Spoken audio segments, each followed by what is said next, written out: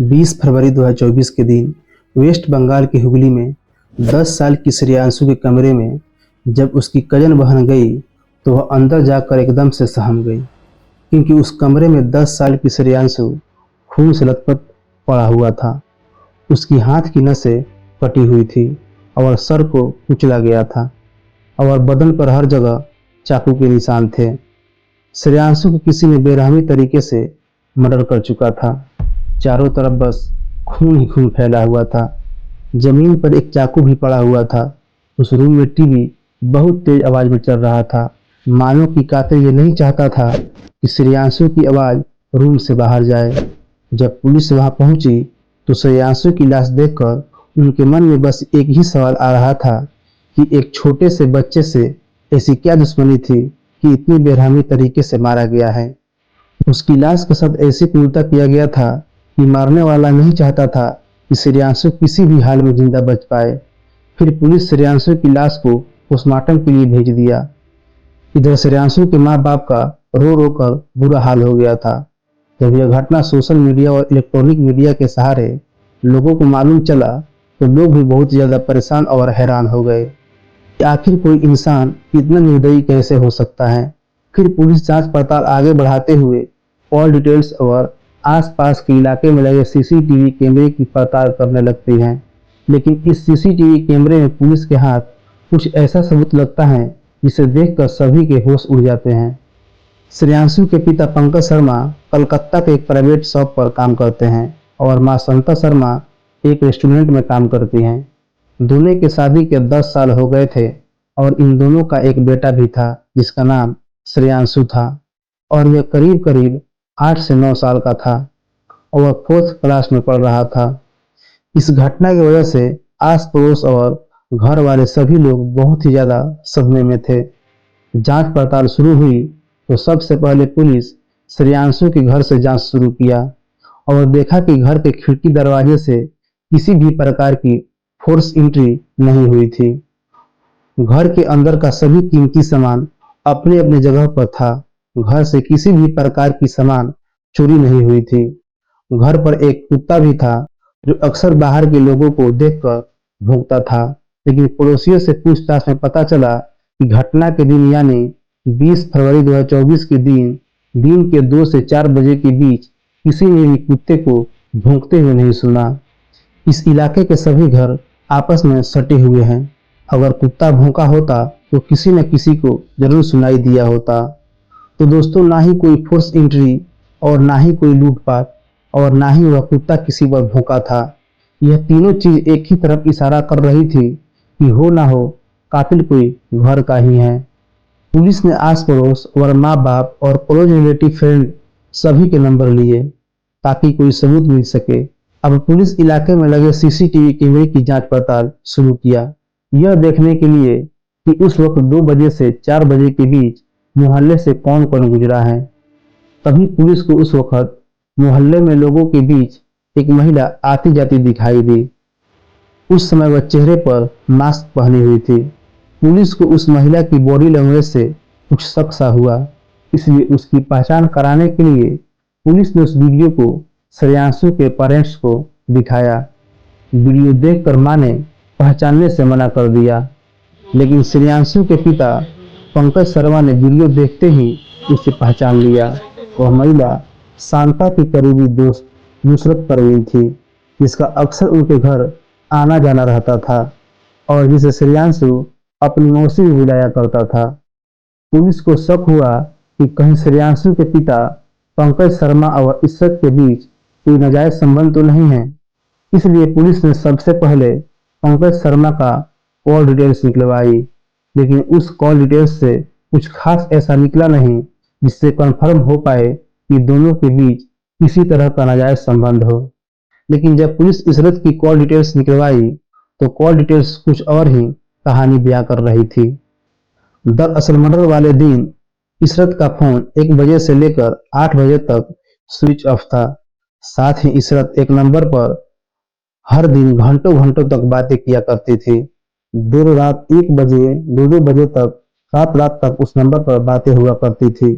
Police ने जब वह नंबर का डिटेल्स निकलवाया तो डिटेल्स देखकर वह भी हैरान रह गई, क्योंकि यह नंबर श्रेयांशु की मां शांता शर्मा का था, जिससे इशरत रोज घंटों घंटों तक बातें किया करती थी।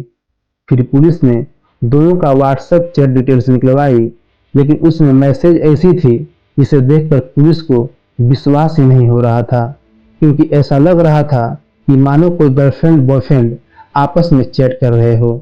यहाँ तक कि उसमें कुछ अश्लील पिक्चर भी शेयर की गई थी। श्रेयांशु की मां शांता का अफेयर इशरत से चल रहा था। पुलिस ने इस बारे में आस पड़ोस से पूछा तो किसी को भी इस बारे में कुछ भी पता नहीं था।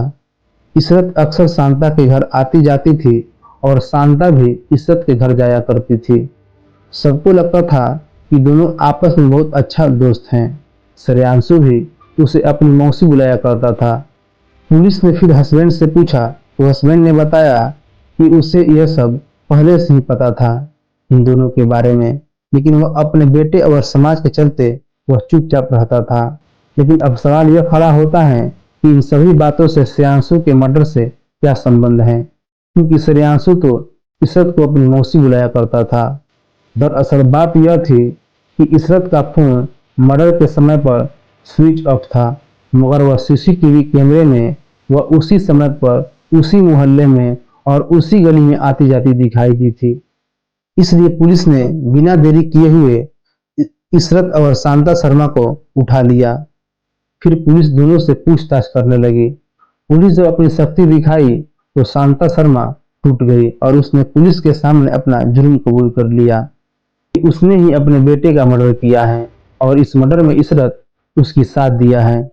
यह सब सुनकर पुलिस भी बहुत ही ज्यादा परेशान और हैरान हो गई, क्योंकि एक माँ ही अपने बेटे की कातिल थी। लेकिन अब सवाल यह आता है कि एक माँ ने अपने बेटे के साथ यह अपराध क्यों किया।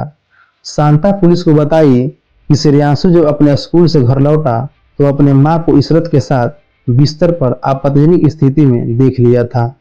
शांता इशरत के साथ आपत्तिजनक स्थिति में इस कदर मशगूल थी कि उसने यह तक नहीं देखा कि दरवाजा खुला है या फिर बंद है, और उसने यह तक भी नहीं देखा कि श्रेयांशु के स्कूल से आने का समय हो गया है।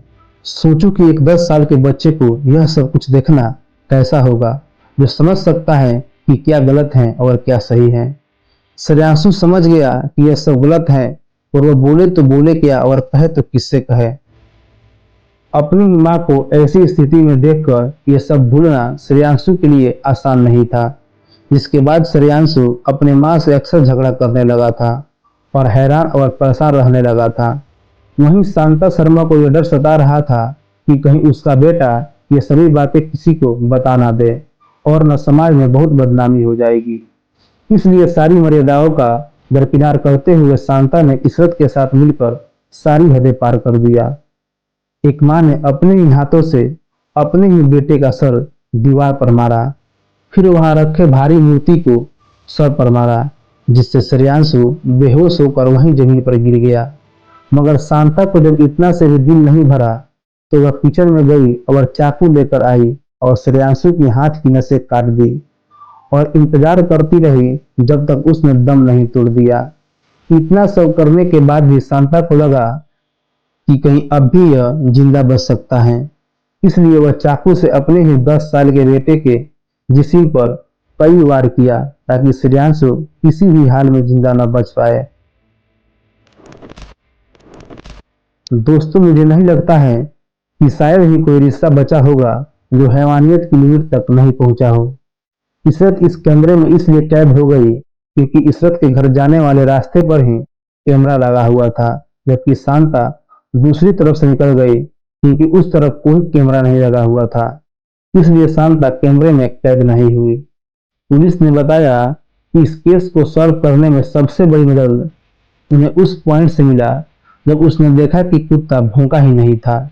इसलिए पुलिस को यकीन हो गया कि कोई अनजान अजनबी आदमी इस केस में इन्वॉल्व नहीं है और यह काम किसी घर वाले का ही है। तो यह था आज का केस, जिसमें एक माँ ने अपने ही नाजायज संबंध को छुपाने के लिए अपने ही 10 साल के मासूम बेटे का कत्ल कर दिया। कमेंट करके बताएं कि क्या आपको लगता है कि इससे भी भयानक क्राइम कोई हो सकता है।